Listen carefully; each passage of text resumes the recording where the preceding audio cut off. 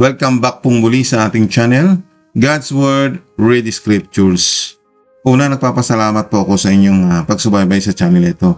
At alam ko po kayo ay laging excited na makarinig ng mga aral patungkol sa ating Panginoon Kristo. At ngayon nga po dahil pinaghandaan ko ito para sa inyo at dahil nga marami pong nagtatanong doon sa itinatanong po na Antikristo. Dahil ito po yung ating pag-uusapan po natin ngayon, yung salitang Antikristo. Sa dami po nag-comment kaya hindi ko na po inaisa-isa yung mga pangalan ninyo na kung saan ay yung mga nagtatanong dito sa ating channel. Nung kung saan ay malaman po nating lahat na kung sino po yung tinutukoy na Antikristo. Kasi po marami po ang nagsasabi, marami nagpapaliwanag at makikita naman ninyo sa mga nagbablog, sa mga nag-upload sa YouTube, iba't iba ang paliwanag. Nakikita ninyo kung sino-sino. Yung iba nagsasabi, yung mga namamahala sa gobyerno, Antikristo daw yun. At yung mga ibang may mga kapangyarihan kung sino-sino. Ang tanong ko po, wag basta-basta kayo maniniwala sa mga sabi-sabi. Tayo mismo ay magbasa ng kasulatan at doon natin malalaman. Kasi mahirap hong humatol. Yan pong paghatol na hindi mo naman alam kung sino, basta ka nalang humatol, ay baka ikaw ang mahatulan ng Panginoon. Ngayon, dito tuturuan tayo para hindi basta tayo humatol. Ang gagawin po natin, aalamin natin sa kasulatan, maituro ito sa atin ng mga lingkod ng Diyos, katulad po ng mga pinili po ng ating Panginoon Kristo. Sa kanyang mga alagad, sa kanila po sinabi kung sino-sino yung mga Antikristo. At doon natin malalaman. Kaya nga kung hindi tayo nagbabasa ng kasulatan, basta na lang tayo makinig sa mga tao, okay po yung makinig. Pero alamin mo rin ikaw mismo, siyasatin mo rin, alamin mo rin kung sigurado o tama yung kanilang mga sinasabi.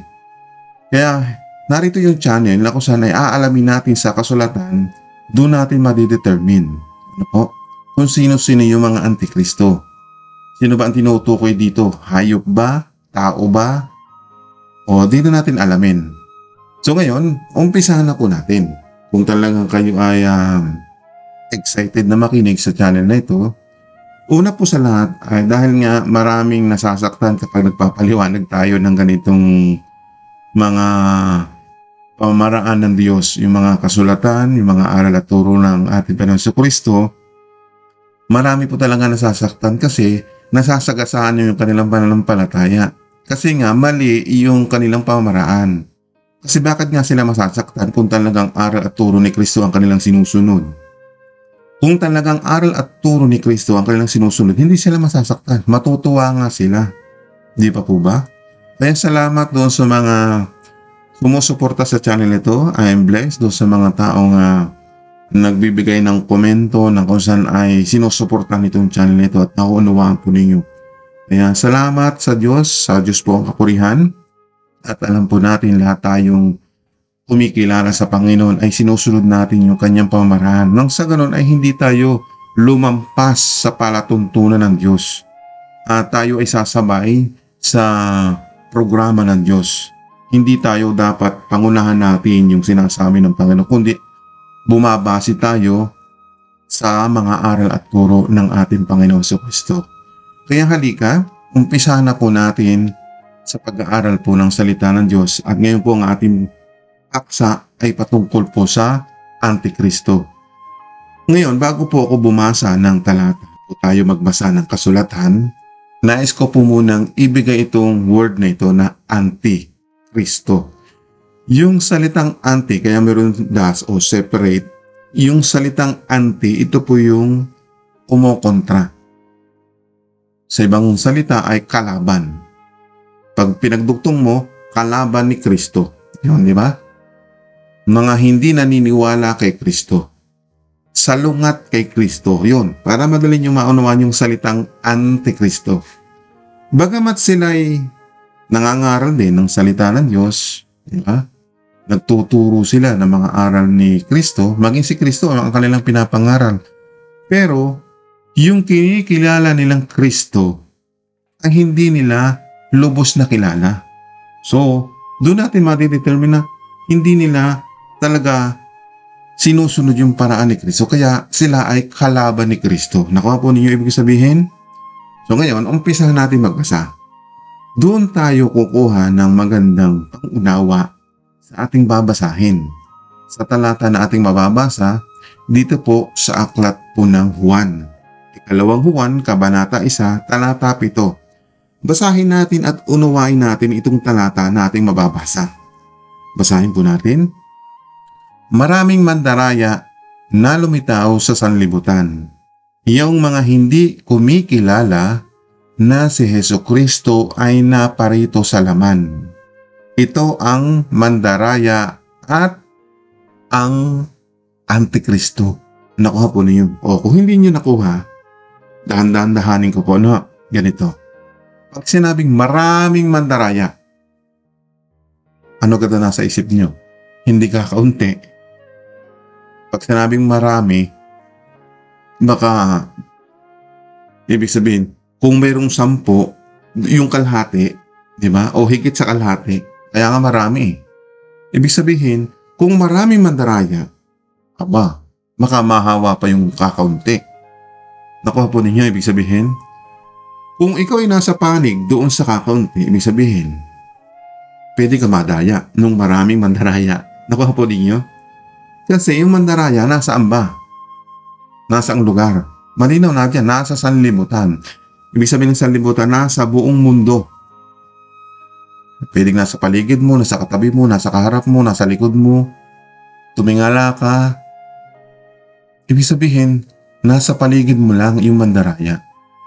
Hindi porke nasa tabi mo yung mandaraya na. Hindi po ganun ha. Ang ibig ko sabihin, yung mga taong itinuturing na sila'y relihiyoso, mananampalataya, ito po ay usapang pananampalataya. Usapang relihiyon. Yan. Para madali natin maintindihan yung makakatabi mong ano yung kanyang paniniwala, ano yung kanyang sinasamba. So, gano'n, no? So, hindi po tayo makikipagtalo. Kikilalanin mo kung ano yung kanyang paniniwala. At yun, doon mo madidetermine na kung siya ba ay Antikristo. Okay? So, yan. Ngayon, dahil nasa paligid lang natin yung mandaraya, kapag ikaw ay nilapitan at nangaral sa iyo, walang patubili, maraming ganyan. Bibigyan ka agad ng flyer, no? So, ibig sabihin, kapag wala kang alam sa salita ng Diyos, pwede ka mahikayat. Ibig sabihin, pwede ka nilang madaya. Okay? So ngayon, kung para ikay maging matalino sa bagay nito, dapat kilala mo muna si Kristo. Kilalanin mo. Sino ba si Kristo Jesus? Yan.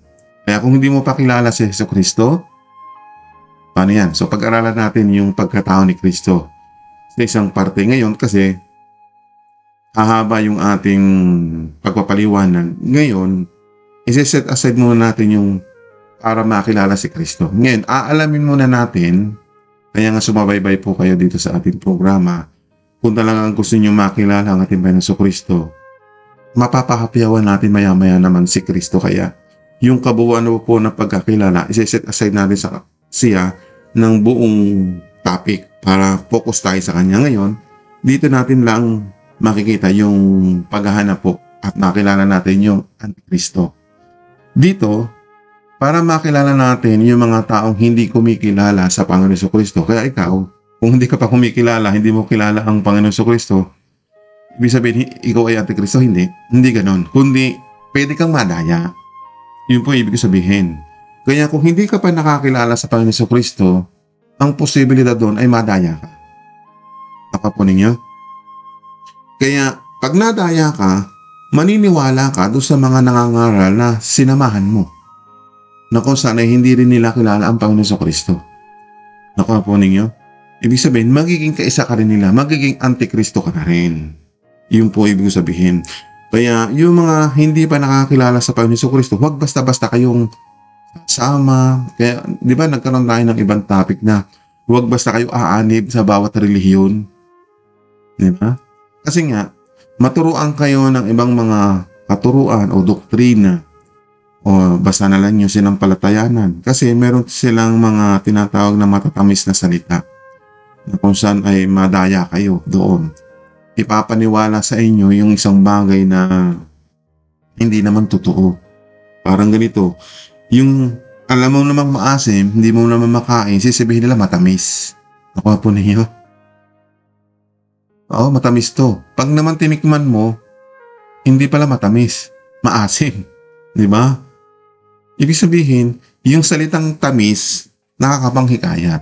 Di ba? Pero pag kayo nasa loob na, doon yung malalaman. Pero para hindi na kayo madaya, ito alamin natin.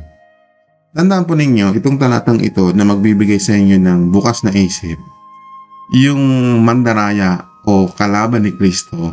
Tandaan po ninyo, pag sinabi mandaraya, Antikristo, yun po yung kalaban ni Kristo.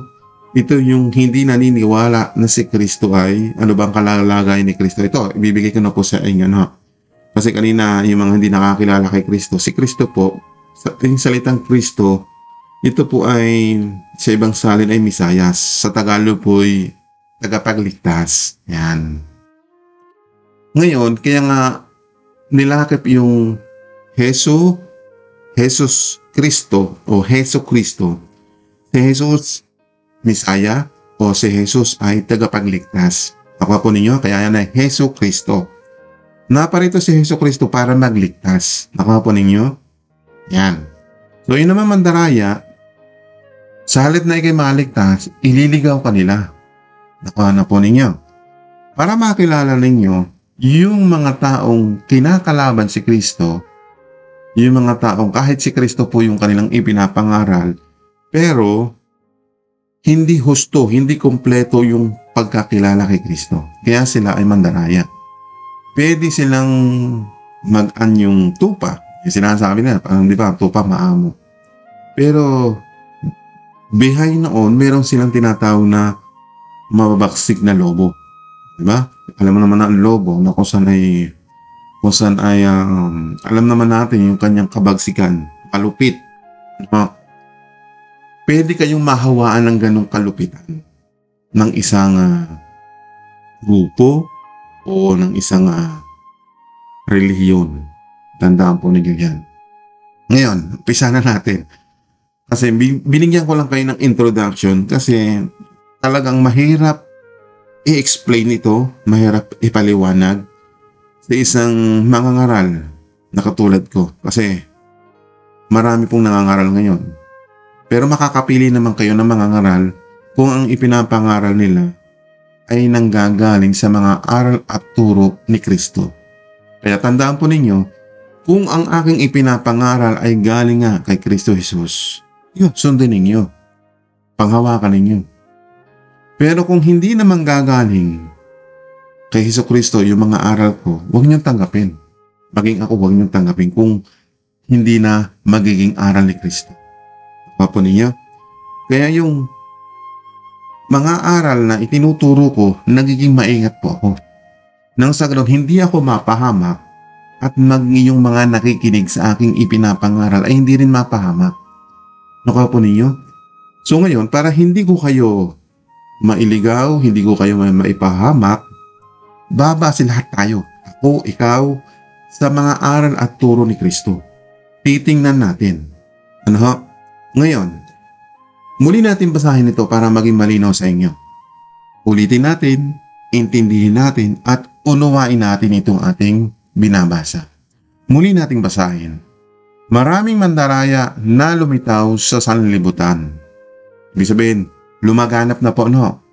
Yung mga hindi kumikilala, si Jesucristo ay naparito sa laman. Yan. Si Kristo po ay, ang ating Panginoon si Kristo po ay naparitong nasa laman. Ano ba yung laman? Katulad mo, may laman ka, di ba? Ngayon, para maintindihan natin, ano yung laman? So, pupunta po tayo sa ibang salin, ang salita ng Diyos. Nang sa ganun po ay makita po natin yung salitang laman ay magpahayag naman sa atin at makilala natin sa pamagitan ng ibang salita na kung saan po ang salitang laman ay diyan pa rin po sa ating binabasa. Diyan pa rin po sa 2 Juan, Kabanata 1, talata. Muli nating basahin upang malaman natin yung salitang laman. Sabi dito, mahalaga ito dahil marami nang nagkalat na manlilinglang sa mundo. Ito ang mga taong hindi kumikilala na si Jesucristo ay naging tao.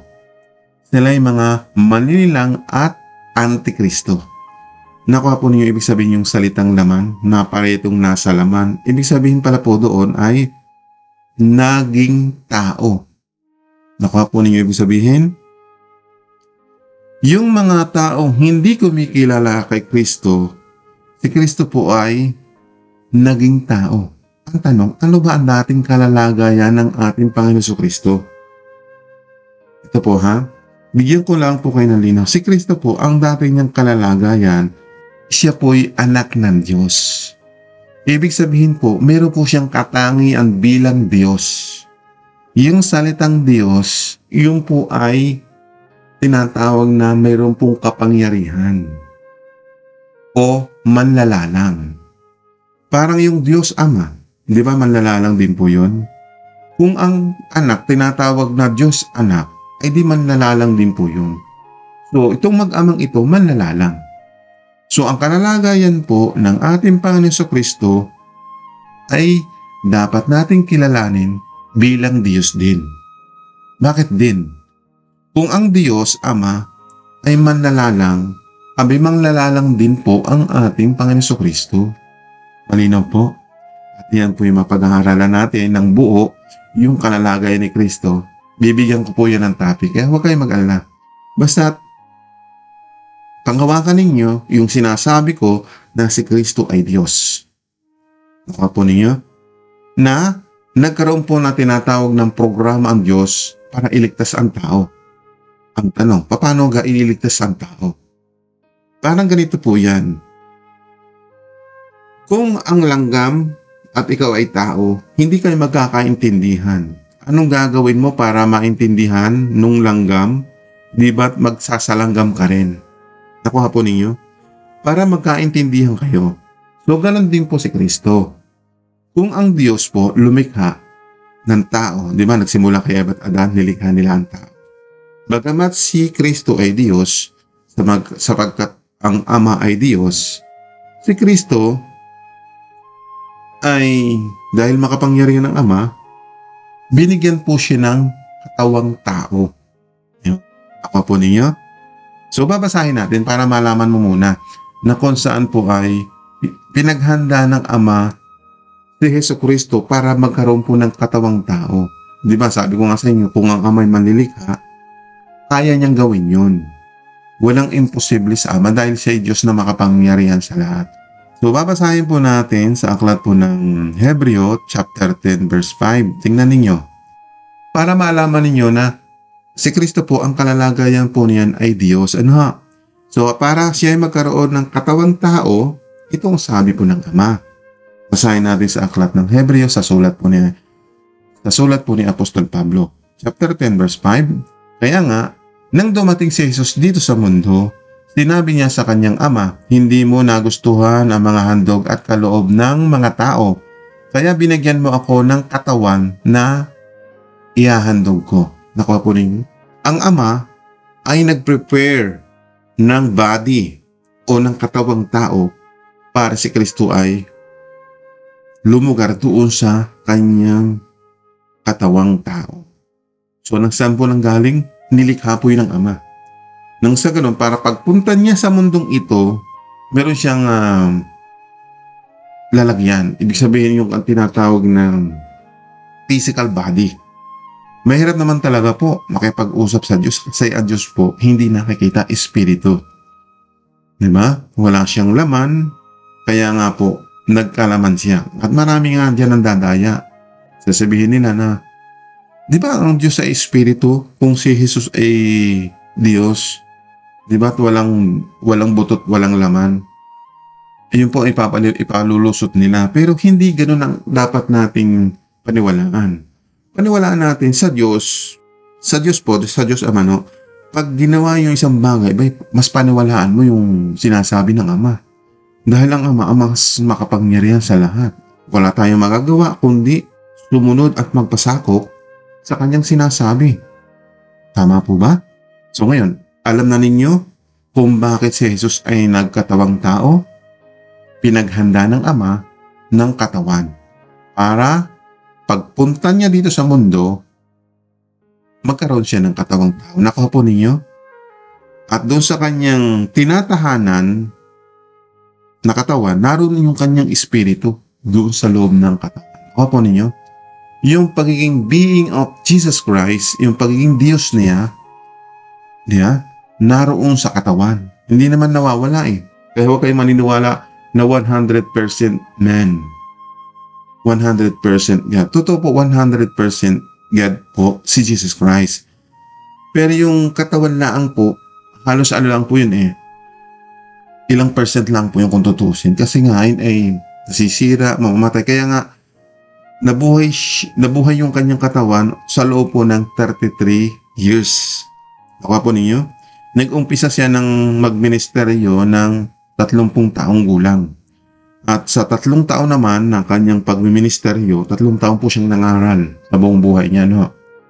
Nung sumapit po siya ng 30 taon, at nung siya'y napako sa cross, 33 years old, yung katawan niya. Nakuha po ninyo yung katawan niya. Pero yung kanyang spirit being ay eternal po yun eh. Hindi yung namamatay yun eh. Walang kamatayan yun. Basahin natin sa kasulatan nang sa ganun maunawaan po natin na kung saan yung pagka-Diyos ni Kristo manahan doon sa katawan ng kanyang kinalulugaran. Nakuha po ninyo? Basahin natin dito sa Colossus chapter 2 verse 9. Kaya huwag kayong padadala dahil ang kapuspusan ng Diyos ay nananahan sa katawan ni Kristo. Nakuha po ninyo? Kaya si Kristo ay Alpha at Omega din. Katulad ng Ama. Ang Ama, Alpha at Omega. Si Kristo, ganun din po. Alpha at Omega. Siya ang simula at wakas. Nakuha po ninyo? Kaya yung katangian ng Ama at katangian ng Anak, halos parehas po. Kaya nga meron po siyang ganitong sulat na pinasulat po ng ating Panginoon Kristo kay Apostol Juan. Basahin po natin doon sa John 10:30. Ako at ang Ama ay isa. So yung kalalagayan ng Ama bilang Diyos, ganoon din ang kanyang anak. Diyos din. Kaya hindi tayo malilito dyan. Ang ibang kaisipan, siya na rin ang Ama, siya rin ang anak. Hindi po ganun. Ano ha? May sariling kalalagayan ng Ama, may sariling kalalagayan ang anak. So, ibig sabihin, mayroon pong spiritual being, si Jesus Christ, yung salitang ako, at yung Ama po ay mayroon pong spiritual being. Nakuha po ninyo? Ngayon, dahil nakilala nyo na si Kristo, nakilala nyo na ang Ama, dapat maging malinaw to sa inyo. Ano natin malalaman? Sino na yung mga taong nagsasabing si Jesus ay hindi Diyos? Meron ba kayong na-encounter na ng mga tao na si Jesus ay hindi Diyos? Yan. Ganito po yan. Para hindi kayo madaya, alam nyo, sa talatang ito, ang daming nalilito. Kaya, bibigyan din ng kasagutan kasi mas pasarap yung sagot mismo sa salita ng Diyos. Kasi yung nagpapaliwanag, siya rin ang Ama, siya rin ang anak. So, yun ang natanim sa iyo. Siya na rin ang Ama, siya rin ang anak. Kaya, isa lang yun. Alam po ninyo, kung yung anak may sariling kalalagayan, mayroong spiritual being, ganoon din po ang Ama. Meron po siyang spiritual being. Meron po silang sariling katatayuan. Ito po yung paliwanag po na makikita natin. Diyan pa rin po sa mga sulat ni Juan, chapter 5, verse 26. Basahin natin. Sapagkat kung paanong ang Ama ay may buhay sa kanyang sarili, ay pinagkalooban din niya ang anak na magkaroon ng buhay sa kanyang sarili. Nakuha po ninyo? Kung ang Diyos Ama may buhay sa kanyang sarili, di ganun din po yung anak may buhay sa kanyang sarili. Hindi po iisa yung paniwala doon na kung saan maraming nadaya dito. Siya rin ang Ama, siya rin ang anak. Hindi po ganun. Uunawain mo sino ba yung ako? Di ba si Jesus yun? Yung anak na tinutukoy. At yung Ama, yung ang makapangyarihan sa lahat. Kaya nga, babasahin mo yung buong kasulatan. Sa buong aklat ng Juan, nariyan naman pinapaliwanag kung sino si Jesus. Pinapaliwanag diyan kung sino yung Ama. Di ba? Kaya ito ang paliwanag doon sa John 10:30. Ako at ang Ama ay isa. Di ba't malinaw? Si Jesus ay merong pagka-Diyos at yung Ama merong pagka-Diyos. May sariling kalalagayan ng anak, may sariling kalalagayan ng Ama. Kaya yung Ama ay hindi pwedeng maging tao. Kaya yung anak niya na isinugo dito sa mundo, kaya nagkaroon ng katawang tao. Nakuha po ninyo? Kaya ang Ama ay hindi mo pwedeng kontrahin, hindi mo pwedeng, huwag ka mag-iisip ng mali sa mga sinasabi ng Ama sapagkat ang Ama ay mas matalino sa lahat ng bagay. Nakuha po ninyo? Di ba't malinaw po? Ang Ama may sariling kalalagayan, may sariling buhay. Yung anak may sarili din buhay, may sariling kalalagayan. Kaya nga to mo, pinagkalooban din niya ang anak na magkaroon ng buhay sa kanyang sarili. Di ba? May buhay siya sa kanyang sarili. Malinaw po ba? Balikan po natin yung ating talata na binasa natin para malaman ninyo kung sino-sino yung mga antikristo. Ulitin natin ito at tuloy-tuloy po ang basa para hindi tayo malinlang ng mga antikristo. Ulitin po natin. Mahalaga ito dahil marami nang nagkalat na manlilinlang sa mundo. Ito ang mga taong hindi kumikilala na si Jesucristo ay naging tao. Sila ay mga manlilinlang at antikristo. Yung mga tao daw po na hindi kinikilala si Jesus ay naging tao.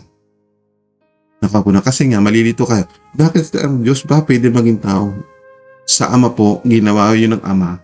May purpose po yun para iligtas yung sangkatauhan sa kasalanan. Nakuha po ninyo.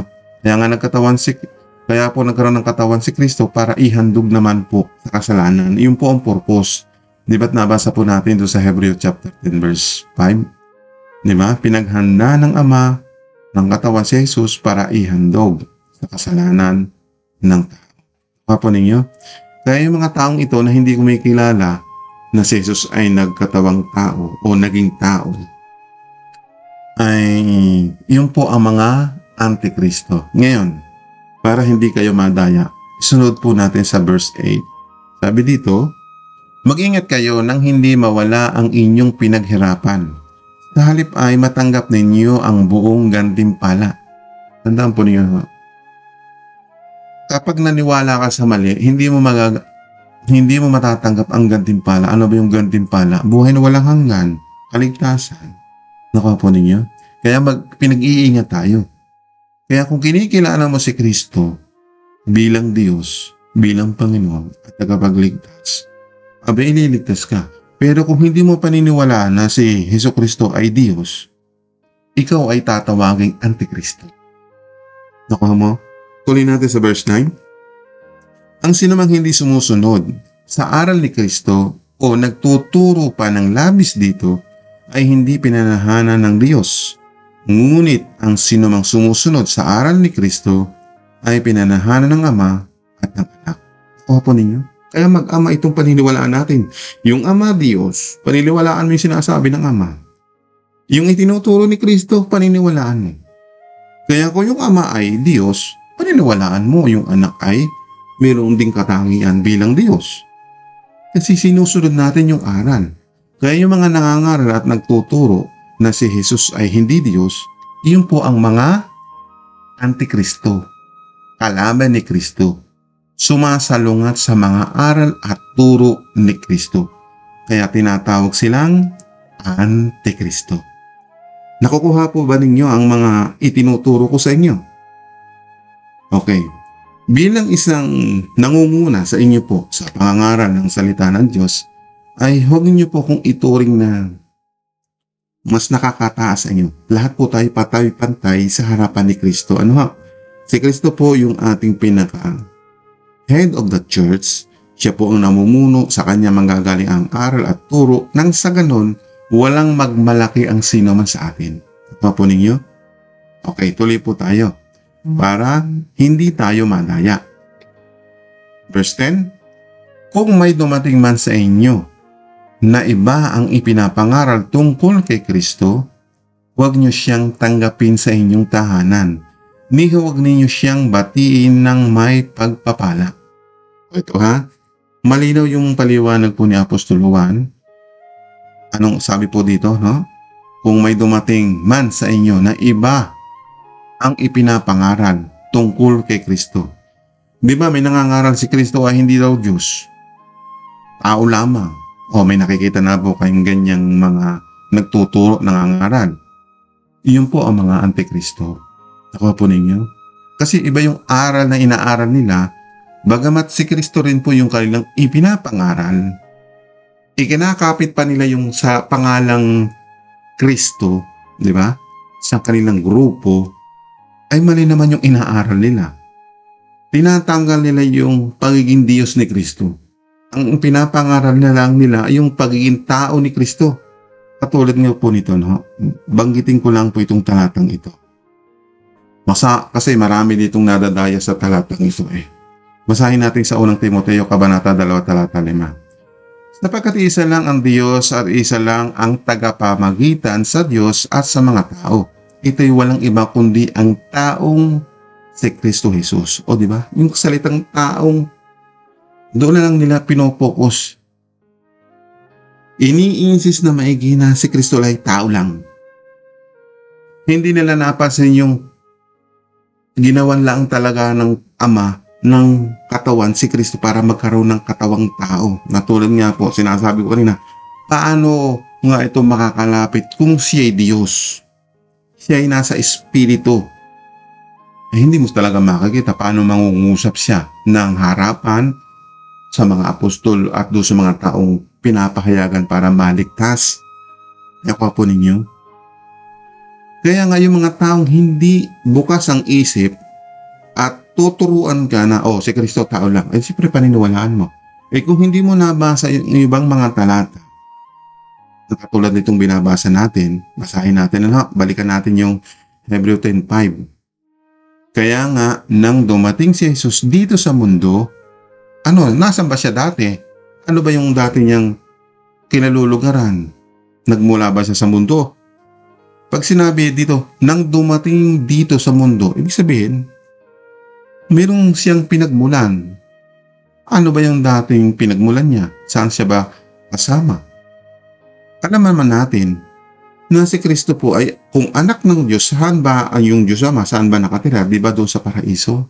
Doon sa langit? Doon sa ikatlong langit? Doon nakatira.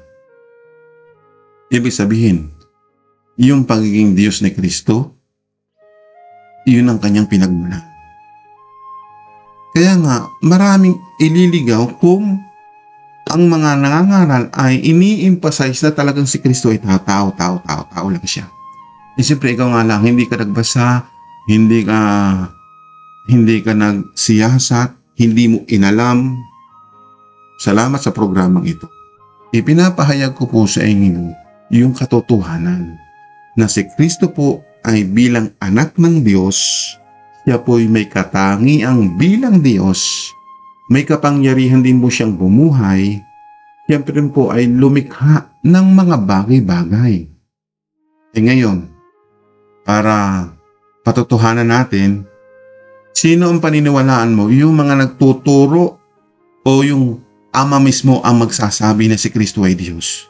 Siyempre, ang paniniwalaan mo kung sino yung Diyos na makapangyarihan sa lahat, na mismo siya ang nagsasalita, kung si Kristo Jesus ay Diyos, di paniwalaan mo?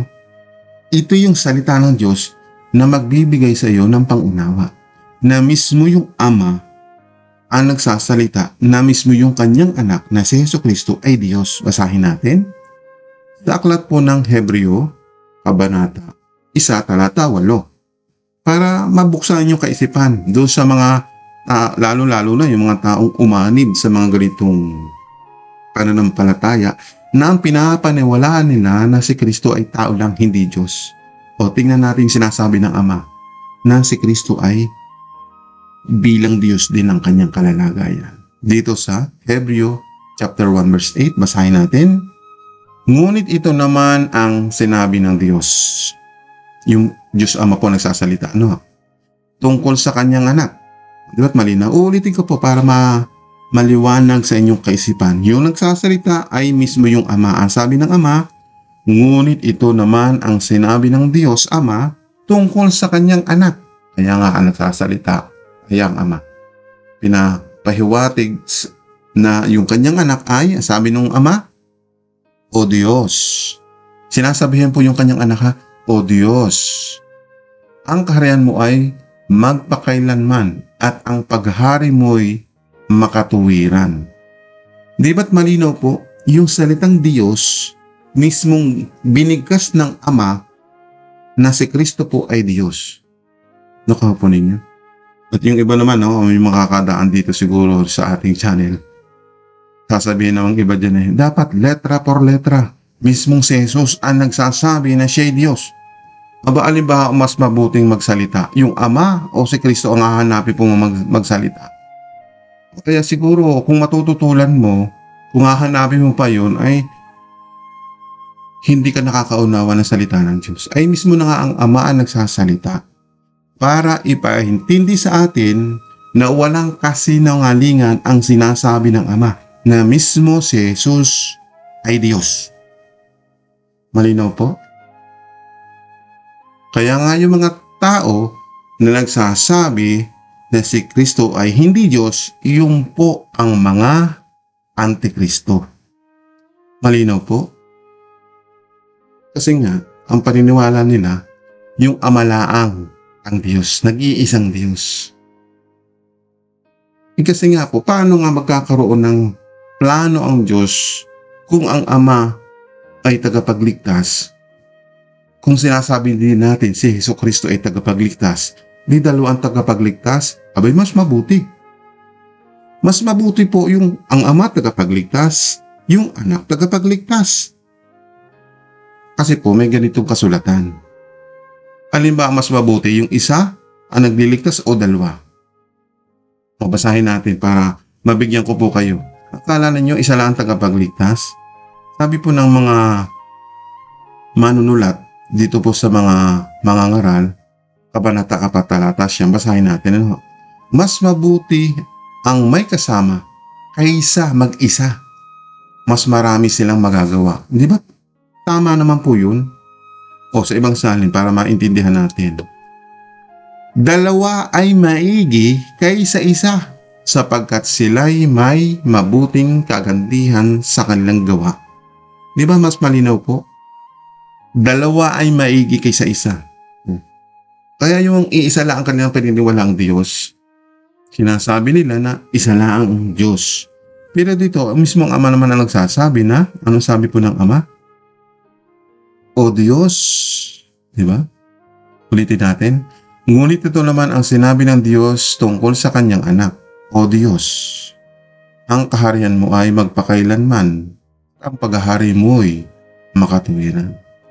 Kung mismo yung Ama ang nagsasabi na yung kanyang anak, which is yung ating Jesucristo, no po, ay Diyos, yung kanyang kalalagayan, ay paniwalaan natin ang sinasabi ng Ama.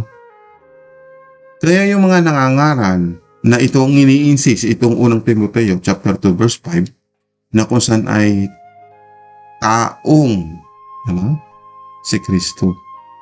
Diba? Sa ibang salin kasi mayroong ganitong mga panalita kaya sila nalilito. Sapagkat may isang Diyos at may isang tagapamagitan sa Diyos at sa mga tao, ang taong si Kristo Jesus. Doon lang sila pumoko. Kasi hindi nila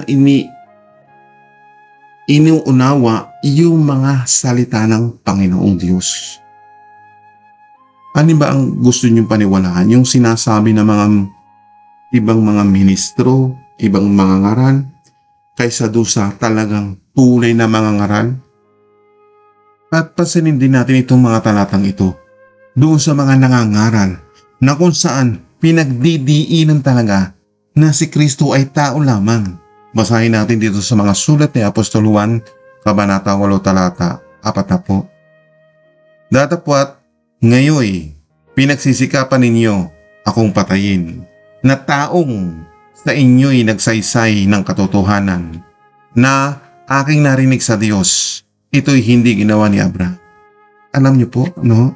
Mismo ikaw, maiinganyo nga eh. Yung sa kanilang pananalita, ini-insist o pinagdidiinan. Kasi nga ikaw wala kang alam sa kasulatan, ni wala ka pang naririnig. At na ikaw ay madadaya sa ganitong pananalita. Kaya huwag kayong padaya. Oo, talagang naging tao si Kristo.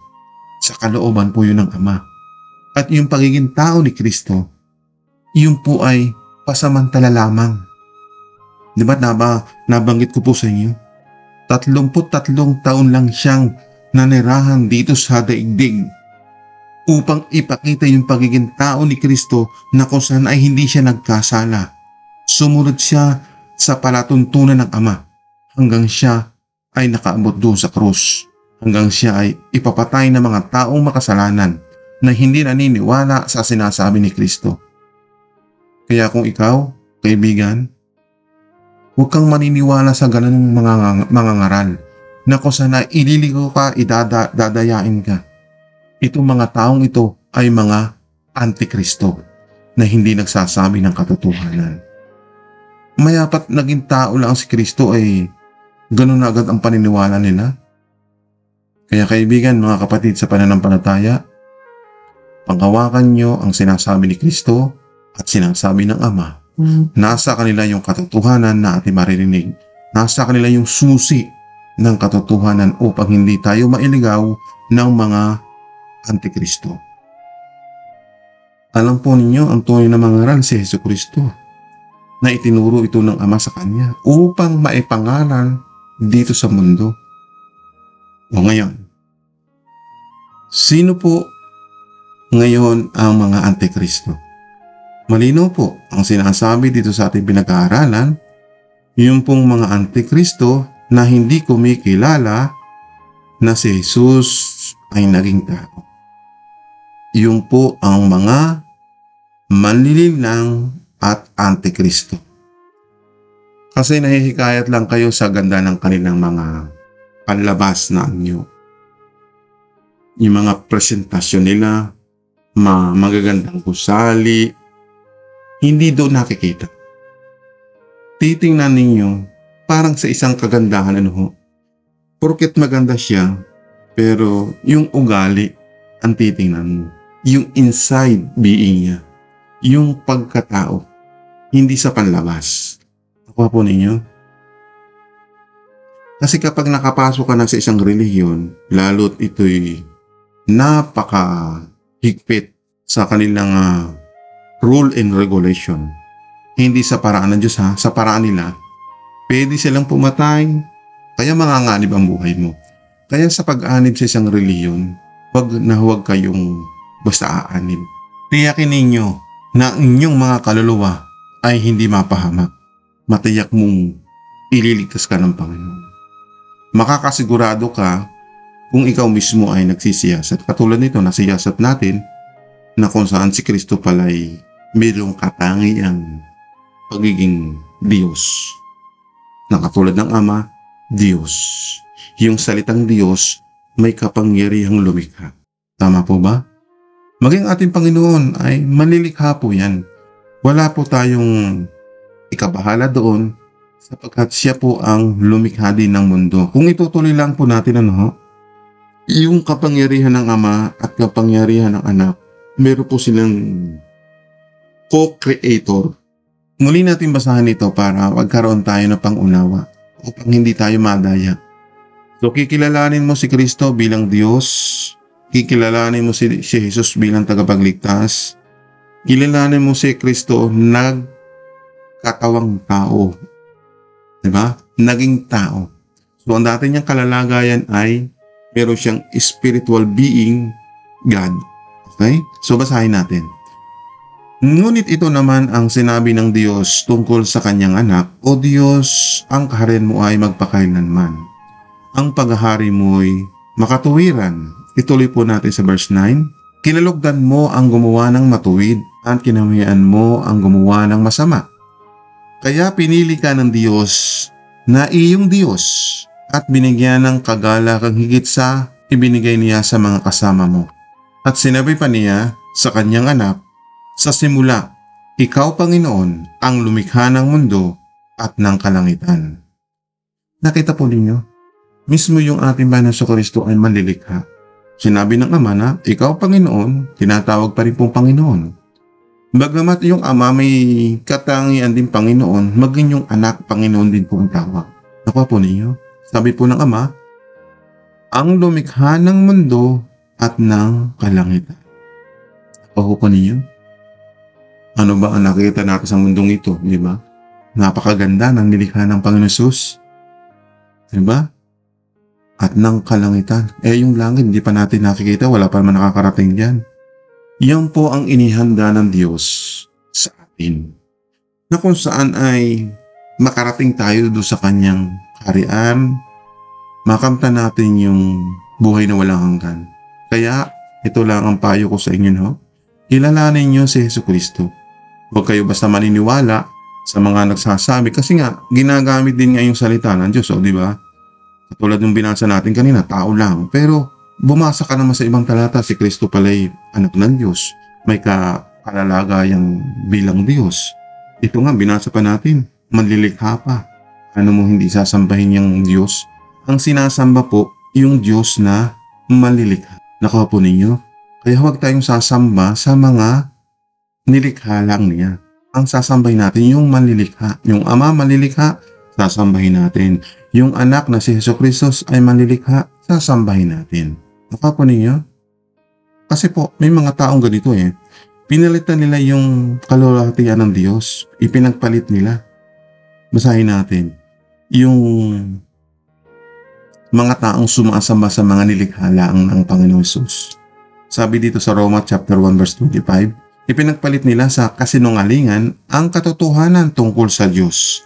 Sinamba nila at pinaglingkuran ang mga nilikha sa halip na ang manlilikha na siyang dapat papurihan magpakailanman. Amen. Yan po. Kaya po maraming naliling lang, nadadaya. Katiho pati dito, no?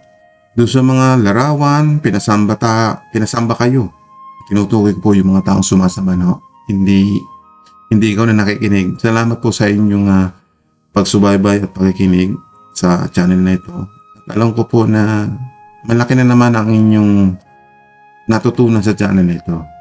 Nagbigay muli ito sa inyo ng magandang paglilinaw sa inyong pananampalataya upang panghawakan natin yung mga salita ng Panginoon. Huwag basta-basta kayong maniniwala sa sinasabi ng tao. Bagamat sinasabi na galing sa banal na kasulatan, mismo ikaw, basahin mo ng buo. Huwag lang pa talata-talata lang, huwag lang pa verse-verse, kundi yun, binasa di ba natin? Nung tuloy-tuloy lang tayo, makukuha mo talaga yung sagot Kaya dito, salamat po doon sa mga nagtitiwala sa channel ito. Hindi ko na po bumabati doon sa mga iba at medyo mahaba na po yung ating oras na pagpapaliwanag. Naway napagpala po muli kayo sa araw na ito. Naway nabigyan ko po kayo ng magandang aral at turo sa mga oras na ito. Patungkol po nga sa Antikristo. Ngayong alam mo na yung salitang Antikristo, ito po yung mga hindi naniniwala na si Kristo po ay Diyos. Yung po ang mga Antikristo. At yung mga ayaw sumunod sa mga aral at turo ni Kristo, hindi po, mga Antikristo rin po yun. Kasi lumalabag sila at kumukontra sa mga aral at turo ng ating Panginoon Kristo. Kaya ikaw na sumusunod sa mga aral at turo ni Kristo, hindi ka may tuturing na Antikristo. Yung mga hindi naniniwala na si Kristo ay Diyos, hindi tagapagligtas, yun po ang mga Antikristo. Kasi kinakalaban Basta kalaban sa mga aral at turo ni Kristo, mga Antikristo po yun. At yun ang mga nagpapaliwanag na si Kristo ay hindi Diyos, mga Antikristo po yun. Mga kalaban ng ating Panginoon Kristo. At doon sa mga hindi kumikilala sa Ama, hindi kumikilala sa Anak, yun. Antikristo rin po yun. Nakuha po ninyo? Ito para makita po ninyo sa unang Juan, Kabanata 2, talata 22. Basahin po natin. At sino ba ang sinungaling? Ang taong nagsasabing hindi si Jesus ang Kristo. Siya ang Antikristo. Ayaw niyang kilalanin ang Ama at ang Anak. So yun. Pag hindi mo kinilala ang Ama at saka yung Anak, yung Ama, Diyos, kilalanin mo, at yung Anak, kilalanin mo rin bilang Diyos. Pag hindi mo kinilala ang mag-amang ito, Antikristo ang tawag sa taong yan. Salamat po sa inyong panahon at pakikinig. Naway napagpala ko po kayo sa mga aral at turo ni Kristo. Narito po muli ang inyong lingkod na nagbibigay sa inyo ng bukas na isip upang ang inyong pananampalataya sa ating Panginoon Kristo at maging sa ating Ama, sasampalatayan din po natin nang sa ganun ay kamtan natin yung buhay na walang hanggan. Salamat pong muli sa inyong panahon at pakikinig. Naway sumainyo ang kapayapaan mula sa ating Panginoon Diyos Ama at sa ating Panginoon Kristo. To God be the glory. Amen.